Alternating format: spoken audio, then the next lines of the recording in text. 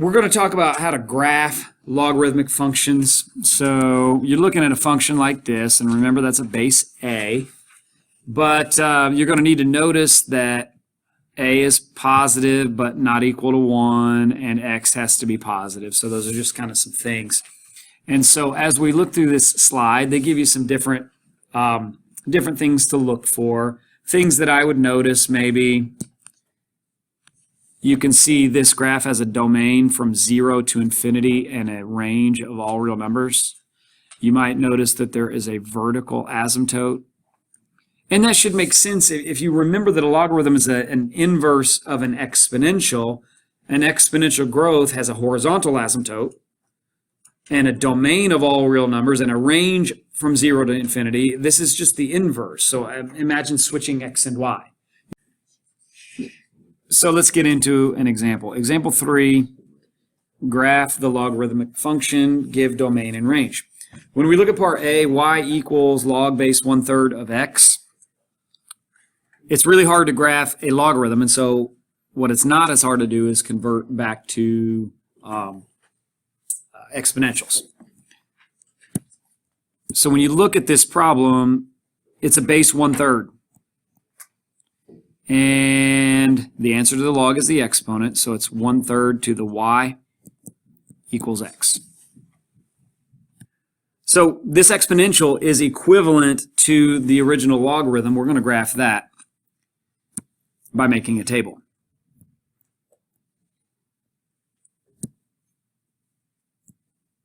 So the thing that's weird about it, the thing that's different than most of the other times we've ever made a table to graph, is the math isn't being done on the y or on the x, it's being done on the y.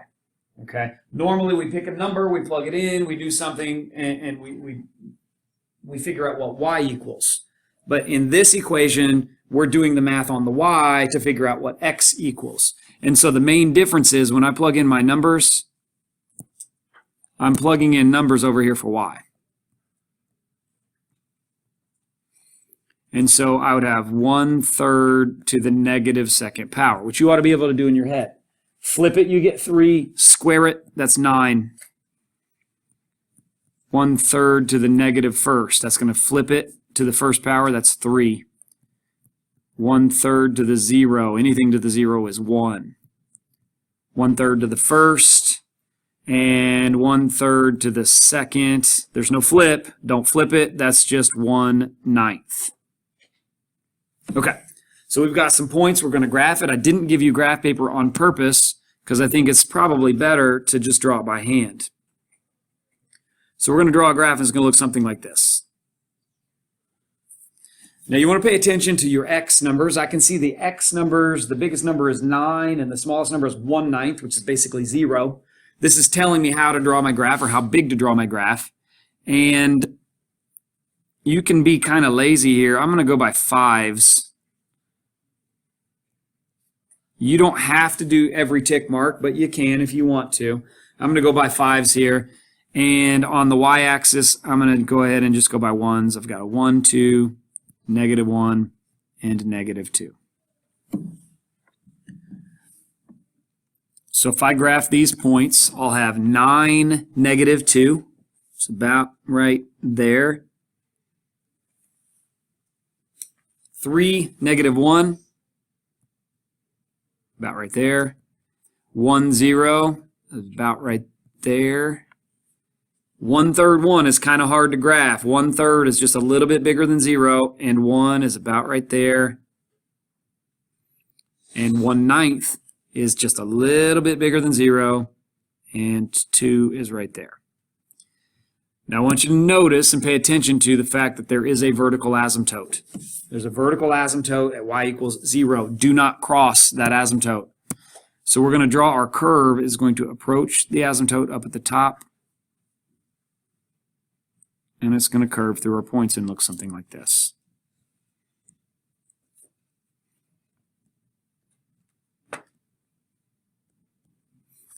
So they want the domain and the range. The domain is different than what we're used to from before. The domain, remember, squash it onto the x.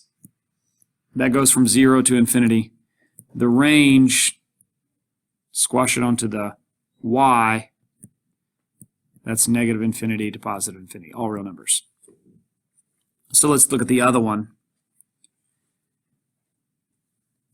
The other problem, what's the base? 5. So think of this as y. The answer to the log is y, and so we're going to have 5 to the y equals x. We're going to make a chart. And again, pay attention to the fact that we're plugging in numbers for y to find x. First one says 5 to the negative second power. Flip it and square it. That's going to be 1 over 25. You ought to be able to do that in your head. 5 to the negative first, you're flipping it, you get 1/5. 5 to the 0 is 1, 5 to the first is 5, 5 to the second is 25. Do some of that math in your head, it'll go a little bit faster. So again, look at your x numbers. Your x numbers are going to go up to 25.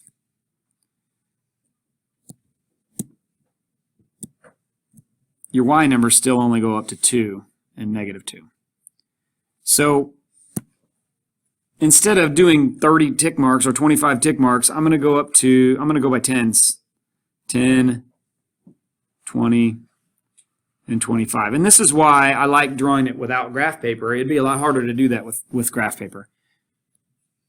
You can do more tick marks if you want. You can do a different scale if you want, but this is what I'm choosing. 1/25 comma negative 2. Well, that's basically 0 too. It's just a little bit bigger than 0. And 1/5 negative 1. It's just a little bit bigger than 0. And 1, 0. And 5, 1. And 25 comma 2. Going to look like that. So again, don't forget, you've got a vertical asymptote at 0. Don't cross that.